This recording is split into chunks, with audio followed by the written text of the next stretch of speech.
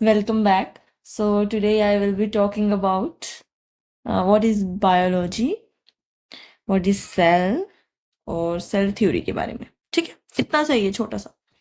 तो सबसे पहले बायोलॉजी क्या है? Biology is the study of living organisms. ठीक है, तो लिविंग का क्या मतलब है, मतलब लिविंग ऑर्गेनिज्म का क्या मतलब है? Those that perform life functions. अब ये लाइफ फंक्शंस क्या हैं?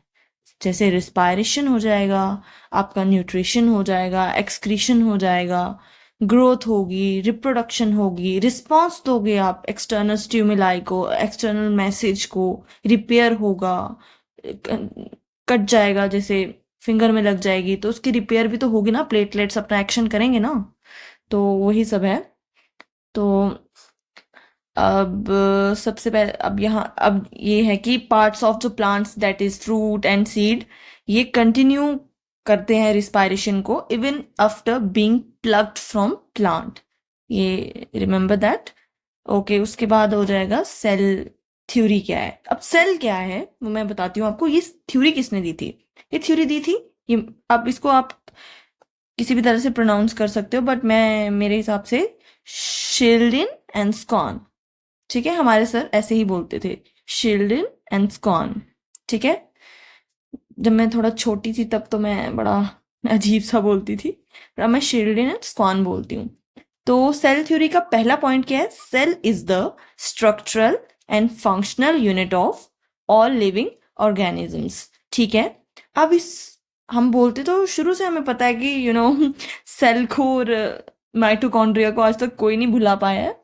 एक structure and functional unit of all living organism आ जाता है, और एक आ जाता है power house of the cell, वो तो फेवरेट है सबका। ठीक है, फिर अब क्या है, ये स्ट्रक्चरल का क्या मीनिंग है इसमें? Means all living organisms are made of cell. क्या मतलब है इसका?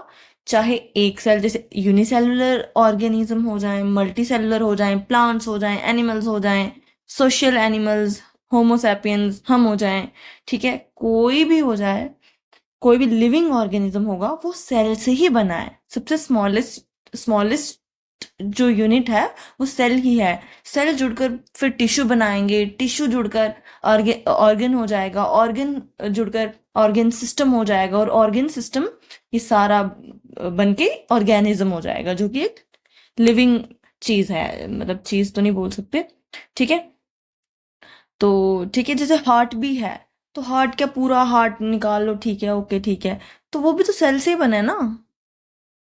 ठीक है ना, वो भी सेल से ही बना है, हर चीज सेल से बनी है अगर वो लिविंग है तो। ठीक है, अब फंक्शनल का क्या मतलब है कि कोई भी फंक्शन है तो वो परफॉर्म कैसे हो रहा है? सेल के लेवल पे। अब आप देखो कि हमारे सेल इन्फेक्ट, जैसे कैंसर है, कैंसर क्या है? अनवांटेड ग्रोथ हो जाती है जब उसकी सेल्स की, तो क्या होता है, उससे ट्यूमर डेवलप हो जाता है ना। मैं आप बनाऊंगी एक वीडियो कैंसर पे भी बनाऊंगी, but for the time being आप इतना याद रखो कि फंक्शन कोई भी हो सेल के लेवल पे ही होगा। अब हमारे हार्ट के कुछ सेल्स काम मतलब काम करना बंद कर दें तो क्या होगा? डिस्टर्ब हो जाएगा ना सब कुछ।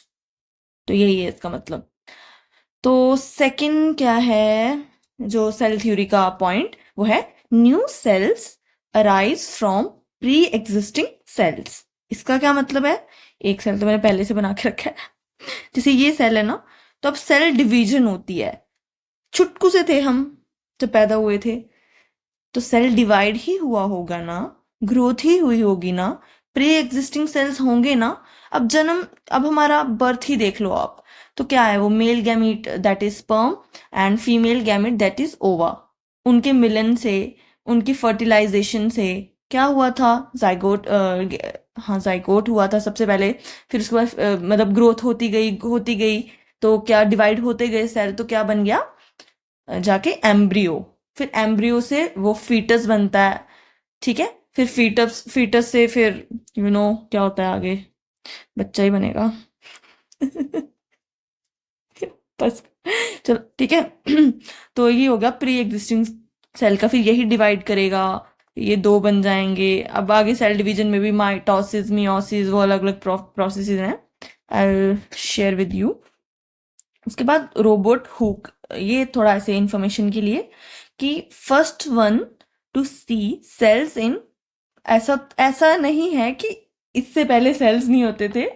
मुझे लगता था ऐसा जब मैंने फर्स्ट टाइम पढ़ा था कि अच्छा ठीक है, जब रोबोट हुक आए थे उसके बाद ही सेल्स मतलब आए थे सबकी बॉडी में, उससे पहले तो कुछ और होता था। इन्होंने सिर्फ डिस्कवर किया, इन्होंने सिर्फ देखा है, डिस्कवर भी नहीं बोल सकते, देखा है इन्होंने। कॉर्क टिश्यू जो होता है ना, बार्क में होता है वो, ठीक है, प्लांट्स की, वहां देखा है।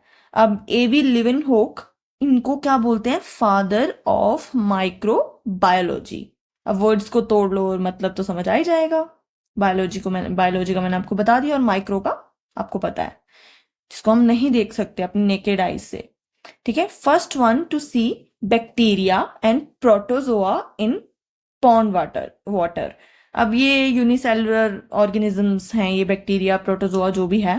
बैक्टीरिया तो पता ही है आपको, हाँ, खतरनाक है, इतनी डिजीजेस कॉज करता है। ठीक है, बाकी micro organism, they are our enemy and as well as friend. ठीक है, दोनों है हमारे। वो था ना एक चैप्टर था, माइक्रो ऑर्गेनिज्म, फ्रेंड एंड फो, फो करके, फो ही था शायद, निकिता। सॉरी। ठीक है, तो चलो बाय बाय, फिर नई वीडियो के साथ आएंगे जल्दी ही। Take care, bye bye.